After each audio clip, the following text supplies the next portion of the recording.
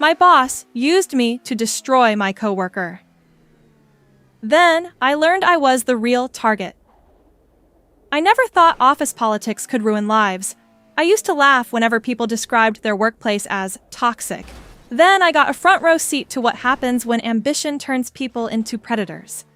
And by the time I figured out what was really happening, I had already helped destroy an innocent person. 3 years ago, I landed what felt like my dream job. The pay was decent. The team was young, and my manager, Daniel, seemed like the perfect mentor. He was charismatic, the kind of guy who remembered everyone's birthdays, the kind of guy who'd buy coffee for interns and stay late helping new hires. Everyone loved him, including me. When he started inviting me into management meetings, I felt honored. "Your leadership material," he'd tell me. Those words meant everything, especially because I came from a background where nobody had ever really believed in me. So when Daniel began trusting me with confidential information, I saw it as proof that I'd made it. That was my first mistake. A few months later, a woman named Sarah joined our department. She was smart, scary smart. Within weeks, she was outperforming people who had been there for years. Clients loved her. Upper management loved her. And suddenly, Daniel didn't seem to love her. At first, it was subtle. Tiny comments. "Sarah's good, but she doesn't really understand teamwork." Or, "Have you noticed how she always wants credit?" I hadn't noticed either thing. But when your boss keeps repeating something, eventually you start looking for evidence. And once you start looking, you find it. Or at least you think you do. One afternoon, Daniel called me into his office. He closed the door.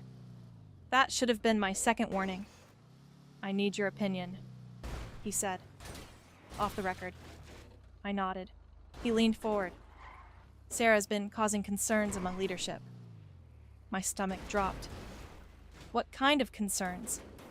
He sighed dramatically. "Manipulation, political behavior, taking credit for other people's work."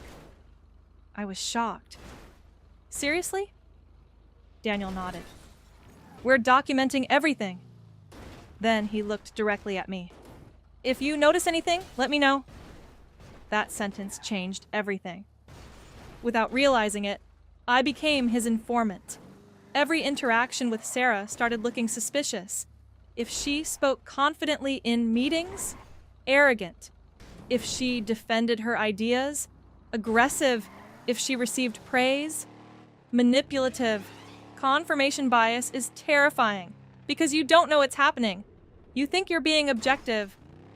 Over the next few months, Daniel and I exchanged dozens of conversations about Sarah.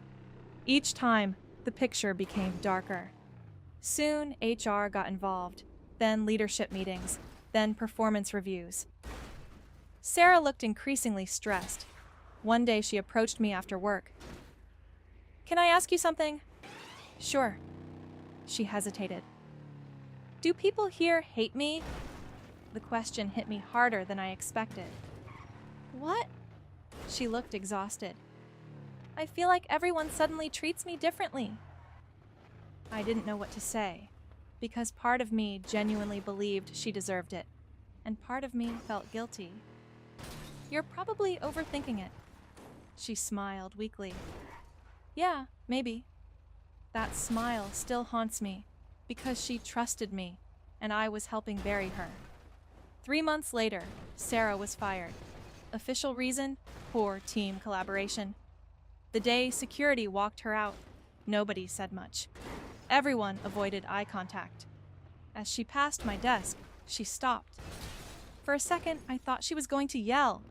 Instead, she said, "I hope one day you understand what happened here." Then she left.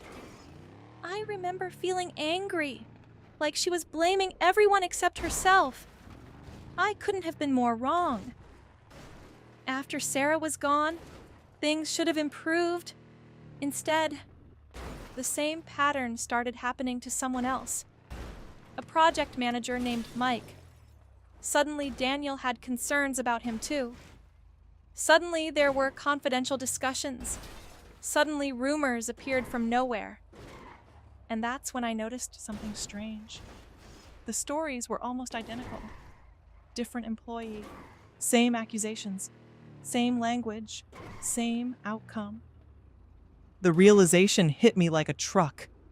Either Daniel was unbelievably unlucky, or he was manufacturing enemies. For the first time, I started paying attention. Really paying attention. And what I found terrified me. Daniel wasn't reporting concerns. He was creating them. He'd plant suggestions in conversations, then repeat those suggestions elsewhere as facts. People trusted him so much that nobody questioned it. Rumors became evidence. Evidence became HR reports. Reports became terminations. It was genius and horrifying. I decided to quietly collect proof. Emails, meeting notes, messages, anything. The deeper I dug, the worse it got. But then something happened I never expected. Daniel found out. One Friday evening, he invited me for drinks. At first, everything felt normal. Then he smiled. A strange smile. Not friendly. Predatory. "I heard you've been asking questions." My blood ran cold. "What questions?" He laughed. "Don't insult me!" For the first time, I saw the real Daniel, not the charming manager, the manipulator underneath. Then he dropped a bombshell. "You know why I liked you?" I stayed silent. "Because people trusted you." My stomach twisted. "You made everything easier." Suddenly, I understood. He hadn't chosen me because I was talented. He'd chosen me because I was useful. I wasn't his protege. I was his weapon. The following week, my nightmare began. Rumors started circulating about me. Small ones, then bigger ones. Exactly like what happened to Sarah. Exactly like what happened to Mike. I watched the machine operate from the inside. And now, I was the target. Coworkers became distant. Meetings felt hostile. People stopped including me. Friends I'd known for years avoided me. Every conversation felt scripted. Every interaction felt fake. I couldn't prove anything, because Daniel never attacked directly. He simply nudged people. The rest happened naturally. Then came the final blow. HR scheduled a meeting. I knew what was coming. The same thing that happened to Sarah. The same thing that happened to Mike. I was next. But this time, someone unexpected stepped in. Sarah. Remember when I said she disappeared? She hadn't. A former coworker secretly connected us. When we finally spoke, I expected her to hate me. Instead, she said, "I knew you'd call eventually." Those words crushed me, because she already knew. She'd figured everything out years earlier. Nobody listened. Sarah had spent months documenting evidence after her termination. Emails, witness statements, internal inconsistencies, everything. Together, we built a case. And this time, we weren't alone. Mike joined. Then another former employee. Then another. Then another. What we discovered was unbelievable. There weren't 2 victims, or 3. There were 11. 11 careers damaged by one man. The company launched an independent investigation. Daniel was immediately suspended, then terminated, then sued. For the first time in years, it felt like justice existed. I thought the story was over. I was wrong, because that's when the final truth emerged. During the investigation, forensic auditors examined old communications. One investigator called me. His voice sounded unusually serious. "There's something you need to see." I opened the file he sent. At first, I didn't understand it. Then my heart stopped. Years before Sarah ever joined the company, Daniel had been documenting concerns about someone else. Someone he viewed as a future threat. Someone ambitious. Someone leadership liked. Someone he planned to eliminate eventually. Me. The file was dated almost 2 years before I became his protege. Before he mentored me. Before he praised me. Before he trusted me. before any of it. I sat there staring at the screen, unable to breathe. The entire relationship had been fake. Every compliment, every opportunity, every promotion, everything. Daniel hadn't been preparing me for success. He'd been keeping me close, controlling me, studying me, using me until the day he decided I was no longer useful, just like everyone else. The worst part? The plan almost worked.